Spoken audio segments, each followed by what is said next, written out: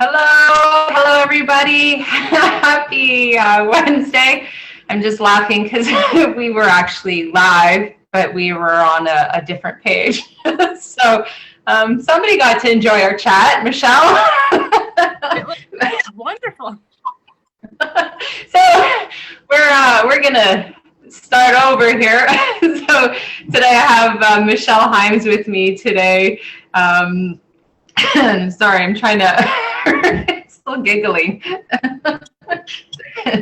It's a beautiful Wednesday here in Thunder Bay, Ontario. It's nice and sunny here.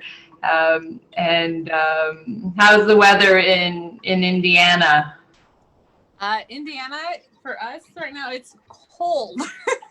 It is. The nice thing is it's like sunny outside, but the temperature is probably in like, I know when I took the kids to school this morning, the temperature was like 21 degrees Fahrenheit. So for us, it's cold. I always have a hard time with the Fahrenheit and the Celsius. I'm like 21 degrees. Wow, that's really hot, but I forget it. Fahrenheit. Yeah, I guess that's kind of where, I don't know. I have no idea. Anyhow, so I'm Zoe Arsenault. I am a registered kinesiologist. I've been working with Natalie since January and have had a world of changes in my life. And today I am talking with Michelle Himes, who has also been working with Natalie. And we're just going to talk about on how her experience working with Natalie, training, studying this content and this amazing program. So Michelle has the most beautiful soul, just a totally authentic person. You know, when you hear of people who are authentic, that is Michelle. You meet her and you can just sense her. She's just such a beautiful person. Anyhow, so Michelle is a 32-year-old busy mother of 3 kids, 6, 4, and 7 months. So anybody with kids, you know, that is busy. She's also been married for 12 years. She's a licensed physical therapist and has practiced for over 10 years. And Michelle mainly worked with the aging population. That's correct, Michelle? Yes, that is correct. Okay. And then Michelle grew up in a small town, in a small little community, Northwest Indiana, where she still lives today. Could you tell me a little bit about growing up in a small little town in Northwest Indiana? Yes. So I don't know if anyone else is from a small town area, but like where I live, everyone knows everybody. And that's how it always was growing up. And we like even live in the country part of this small town. And so we have a lot of acreage where we're at. And so neighbors are few and far between, but just that small town community where everyone knows everyone, it kind of growing up, it kind of just puts you like in this block to where this bubble that, you know, that's as far as you were going to get in life. So that's kind of like the mindset and everything that I grew up with that community type. Everyone was loving though. Like we never had, like, it was just a good feeling, but you just felt bubbled, Zoe. I don't know if you know what I mean there, but just felt bubbled. Like you couldn't get anywhere from there. Like it was just, that's all you grew up with. That's all you knew. And so that's how I grew up. Yeah, it's, you know, unless you've grown up in a really small little town, you don't really understand that kind of isolation and the limited beliefs and really what all you know is what's in that little area. Natalie grew up in a really small town. Well, it's not even a town, it's a hamlet. I think is what it's called, like less than 100 people. And I grew up not far away from there too, in a little town. And it's really interesting, the belief system. And me personally, I was a little bit out there compared to everybody, because I would want to travel, and people thought that was crazy, you know, to go see other places in the world. Why would you want to do that? So it's really interesting when you grow up in a small town. The way of thinking is very, very different. So growing up in a small town, there comes some challenges, right? Could you tell me a little bit about your relationship with food and health and weight, and maybe how that even associated into being in this, like a small town, being with just a really small knit group, and if that even had any effect as well. So I said that the elementary school that I went to, I was in a class of like 25. And that was all the way from kindergarten through 5th grade. Like we had that same class. And the story that always sticks in my mind, and I don't have no idea why I remember it, but it's my 2nd grade year, that summer going into 3rd grade. I just had a huge love for peanut butter. And I remember like just eating peanut butter and eating peanut butter and eating peanut butter. And I don't know why I remember this story, but like that's something that stuck with me. And then going into 3rd grade, like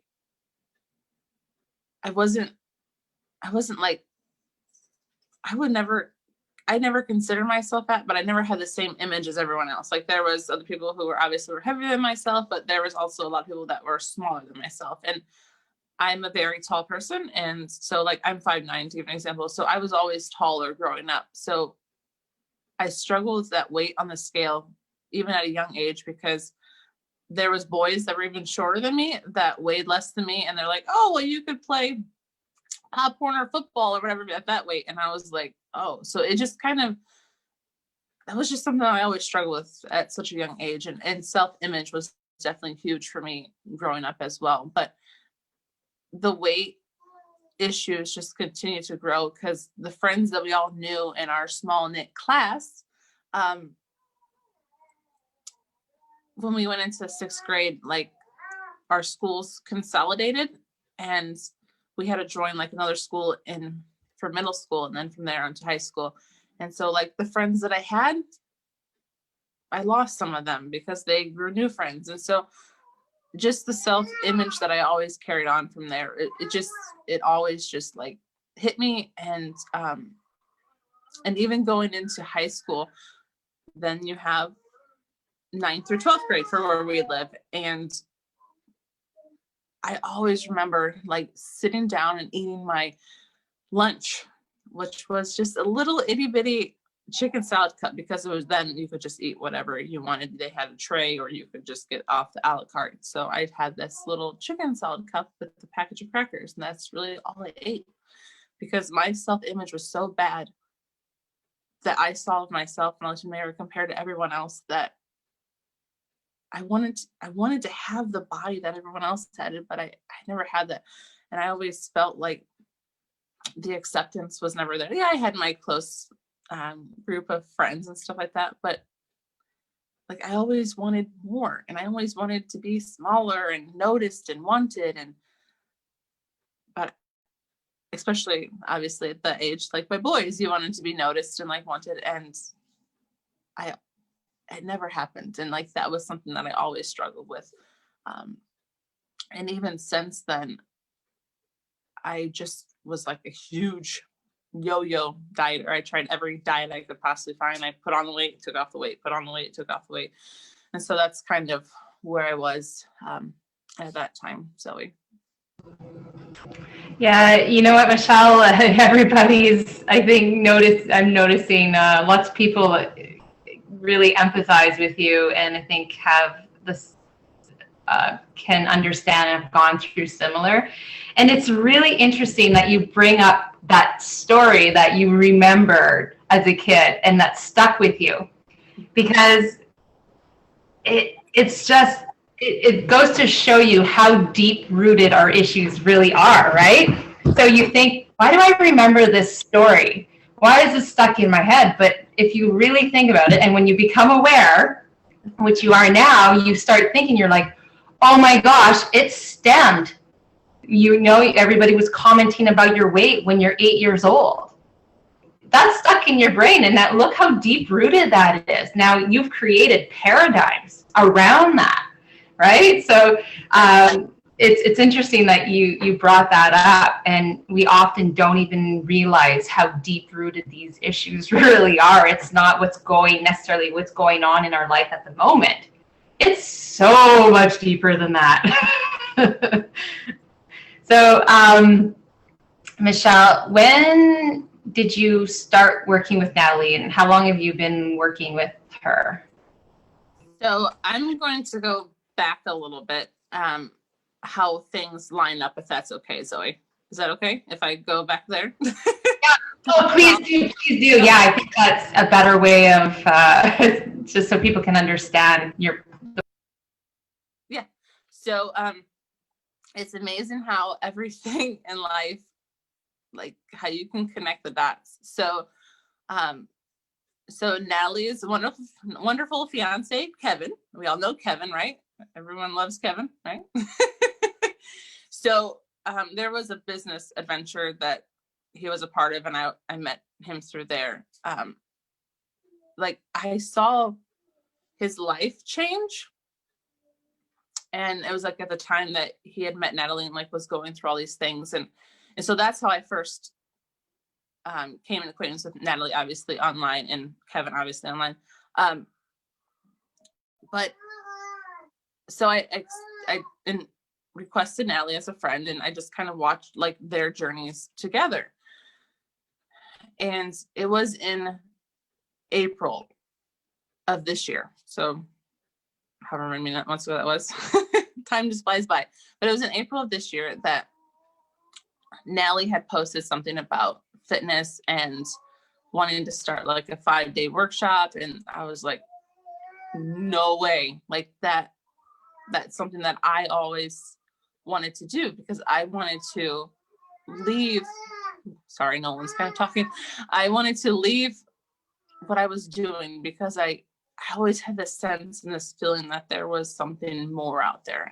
And I saw where like the people that I was working with, like where they were struggling at and everything, I saw it. And I saw the people, my aging population and even the younger population that I was working with, like their bodies were not in good health. And like that hit me. Like I always wanted to help people. And that's why I went into therapy, because I wanted to help them.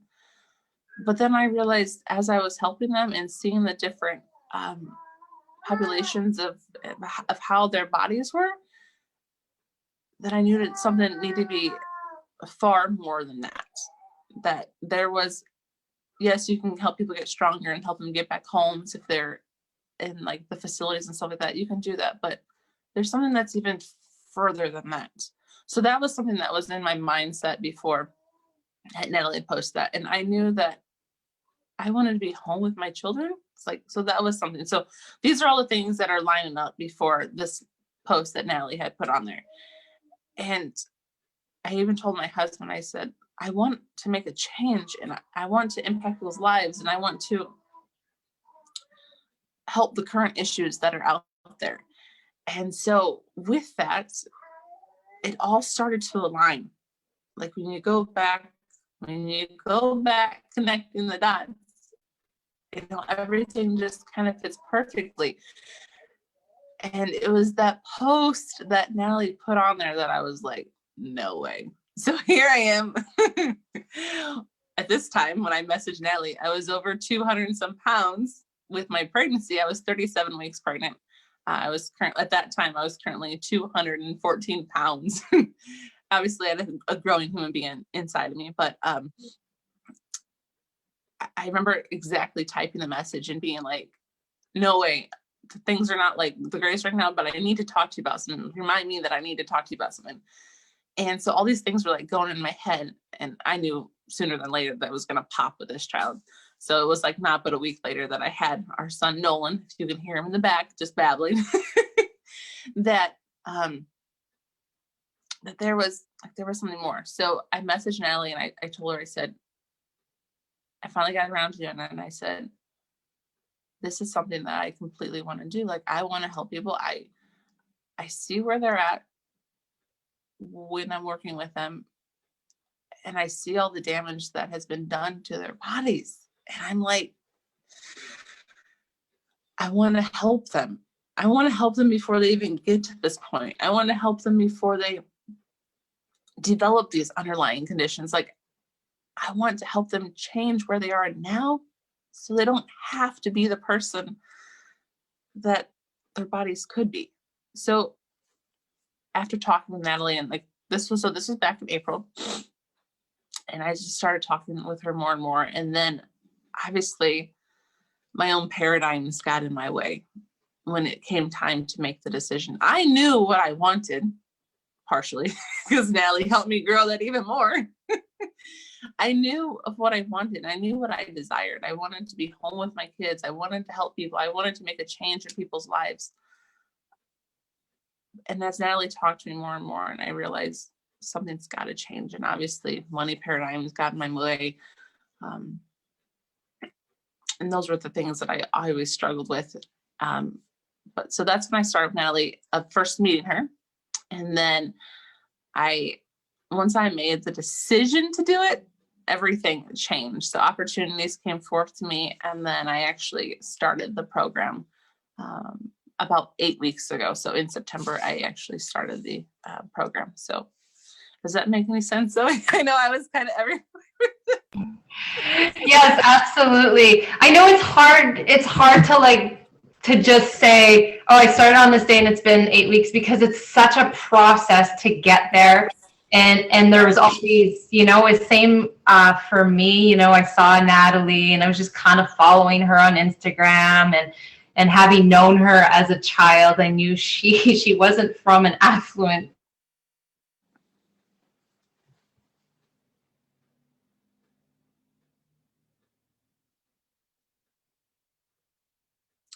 I lost you, Zoe.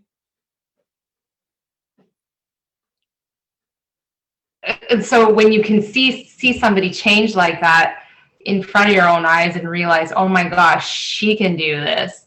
Oh my gosh, anybody can, then I can definitely, right? So it is a process, right? So you see her, whatever.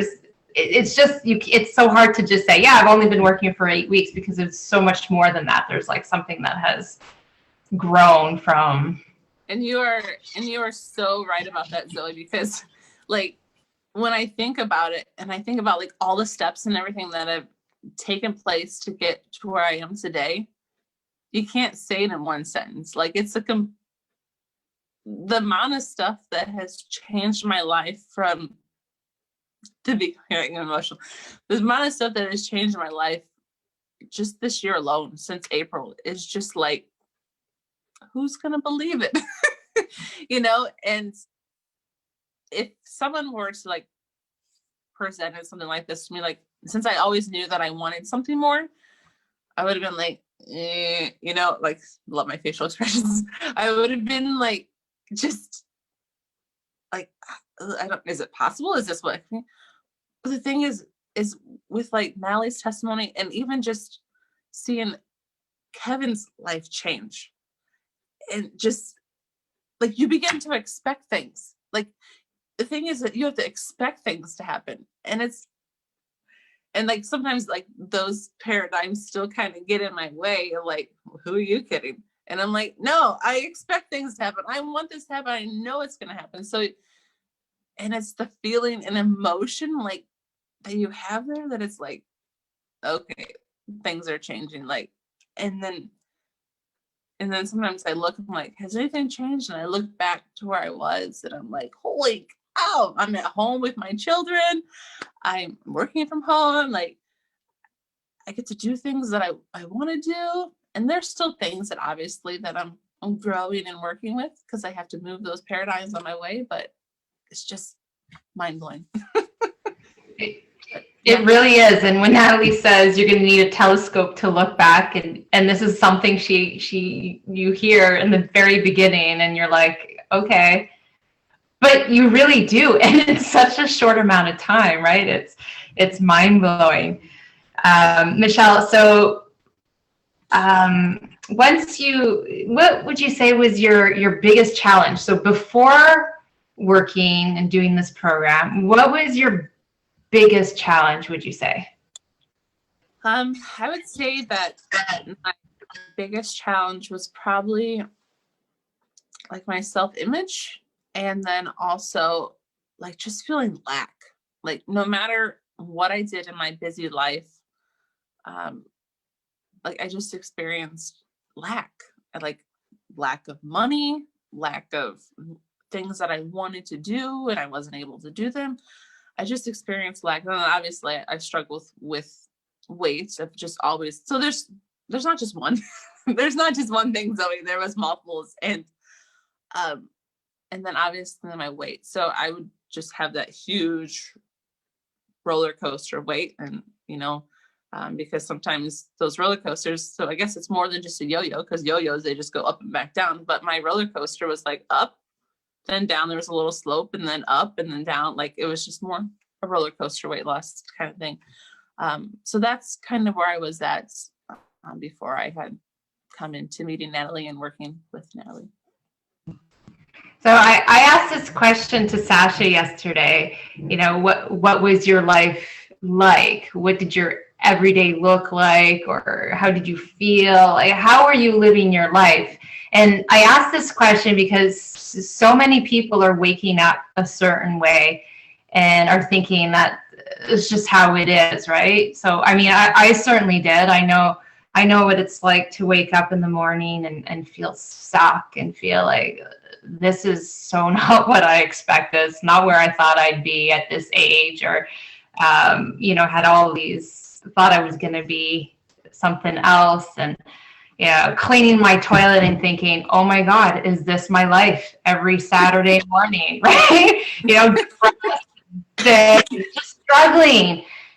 You wake up and you're like, I didn't want this health. I didn't ask for these issues or this sadness. You just want to thrive and live this extraordinary life. And then just not understanding why you just have to, you're just surviving, basically. You're in this survival mode on this roller coaster, like you were saying, up and down. So I honestly believe that I used to believe that this was the hand I was dealt.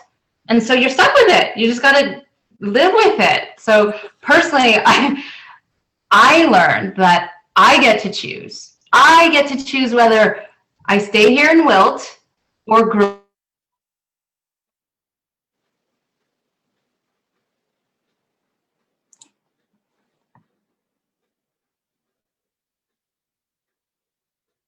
I lost you, Zoe.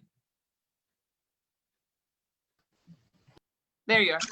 Okay, sorry. So it's just really important, I think, for people to realize that where we were and how we were feeling and how it can change. So if you can tell me a little bit, how did you wake up in the morning before this training? What were going through your mind? What was going through your mind? So before the training started,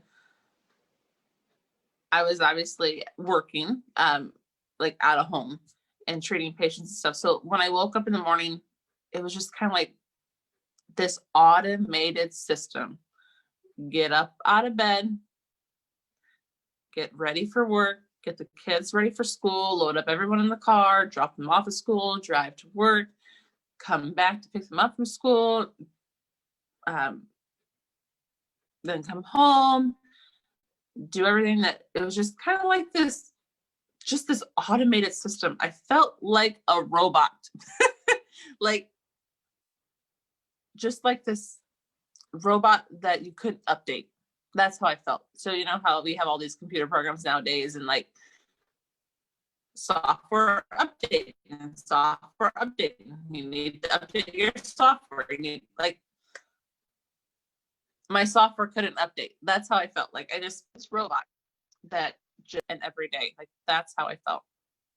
That but then once finding out about this program, I knew that I could have that software update. So it's just kind of that whole train type thing of just being that robot, but just knowing that I can update my software and just keep growing my software and growing my software, that's kind of where my life is at. So. I absolutely love that, updating your software. I think that's brilliant. It's a great way of saying it. So what would you say has been your biggest breakthrough since starting the training? Because like you were saying, you were quite hesitant and your paradigms were getting in the way, telling you, not to invest in yourself because, maybe your ego didn't want you to get out of your comfort zone, or you have these money paradigms, heaven forbid you become more or the best version of you, right? So what was your biggest breakthrough after working with this material once you said yes to you and yourself? Because ultimately that's what you do when you take on this program, is that you're saying yes to you. So what was your biggest breakthrough, you think? I would have to say that my biggest breakthrough so far has just been allowing myself to use my imagination to grow, and not just being like, oh, that's great, they invented that, oh, I wish I could have done something like that, or I wish I was capable of doing something like that, or like, how can this person do that? We're all created the same with our own imaginations to grow. And I would have to say that would probably be my biggest breakthrough. And then my second one would be allowing myself to do that. So just kind of getting like past those points of, you are way more capable to do what you want to do more than you could ever imagine. Like, whatever you imagine that you can do, 1,000,000 times more than that you're truly capable of doing. And so that was kind of like this huge eye-opener. And like, once I started writing stuff down, because truly writing is like, there's something in your fingers, your nerves that go through your body, just that connect to your, like, I know that it doesn't truly, the nerves aren't, but anyways, something that connects to your heart, that once you write something down and you're feeling that emotion, it's like, holy cow, I am truly capable of doing this. And when you work at it, so don't just write it down once, write it down over and over and over. And it may seem kind of redundant and ridiculous, but it's true. Like, I see my life changing just through that one thing. And I'm still, opening more and more and just trying to expand myself. So that would be my huge thing that has changed, is just opening my imagination. It's so beautiful. And that's the problem. People get out of bed and do the things that they have to do, not the things they want to do. And then they wonder why, we all wonder why we're so unfulfilled. But we all have something in our hearts, just like Michelle, that we connect to, and we tend to reject it every day. But if you stopped rejecting what you're connected to, right? Like Michelle did, who stopped rejecting her heart's desires and her wants, and then start walking towards to her heart's desires. And then and she then now Melissa Michelle's your heart, you know it when you're walking towards that direction, right, of growth and what's making your heart happy.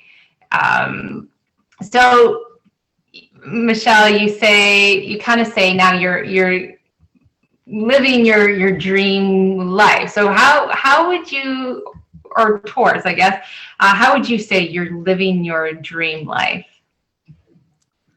I would say that I'm living my dream life because I'm doing and creating what I want to create, and like changing lives the way that I've always wanted to change lives. Like, and as I had said in the beginning, like, I've always had the desire to help people. And the more that I can do that, whether it be financially or coaching someone through things, like, I feel like that's my purpose, is like helping people and helping them grow. Like, and helping them see that they are more than what they feel they are now.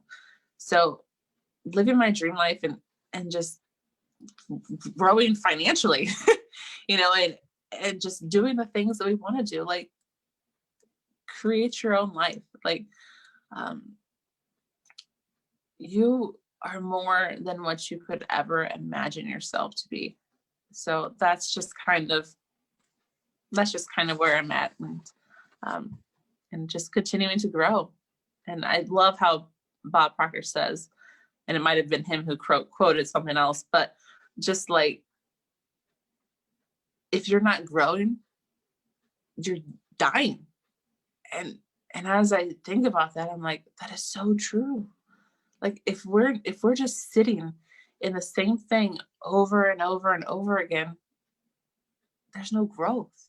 But when you start to explore your imagination to grow, you're thriving, you're alive, you're alive. You're like, and you'll start to see everything around you just start to take its place, and then things grow from there and even your financial world will change. So that's kind of neat too. So once you like break out of yourself and allow yourself to grow, you know, you break that bubble, you pop that bubble, you update your software system.